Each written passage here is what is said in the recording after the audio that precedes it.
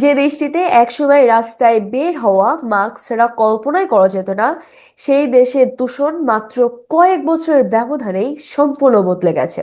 এবং চীনের এই পরিবর্তনটা এসেছে মাত্র 9 বছরে। কিভাবে সম্ভব হলো চলুন জেনে নেই। 2013 সালে বেইজিং এর দূষণ এতটাই ভয়াবহ ছিল যে মানুষ ছাদ থেকে পাশের বিল্ডিং দেখতে পারতো না।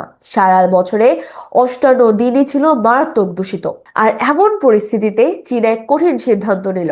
তারা কারখানা বন্ধ করে দিল, পুরোনো গাড়ি নিষিদ্ধ ঘোষণা করলো। 2025 সালের মধ্যে বেইজিং এর অর্ধেক গাড়ি হবে ইলেকট্রিক, আর জীবাশ্ম জ্বালানির বদলে ক্লিন এনার্জিতে বিনিয়োগ করলো বিলিয়ন বিলিয়ন ডলার। ফলাফল, 2026 সালে চীনে প্রায় 96% দূষণ কমে গেল। আর সেখানে ঢাকায় প্রতিদিন হাজার হাজার ফিটনেসবিহীন গাড়ি চলছে। ইটভাটার ধোঁয়া, কারখানার বজ্র, সব দিন দিন বেড়েই চলছে। চীন প্রমাণ করেছে ইচ্ছা থাকলেই পরিবর্তন সম্ভব। কিন্তু প্রশ্ন হচ্ছে, আমরা কি পারবো? চীনের এই পরিবর্তন দেখে জাতিসংঘ একে বেসিক মিরাক্কেল নাম দিয়েছে। ঠিক তেমনি আমরাও কি আমাদের শহরে একটা ঢাকা মিরাক্কেল দেখতে চাই? আপনার মতামত কমেন্টে জানাবেন। এরকম আরো গুরুত্বপূর্ণ তথ্য জানতে আমাদের চ্যানেলটিকে সাবস্ক্রাইব করবেন। ধন্যবাদ সবাইকে।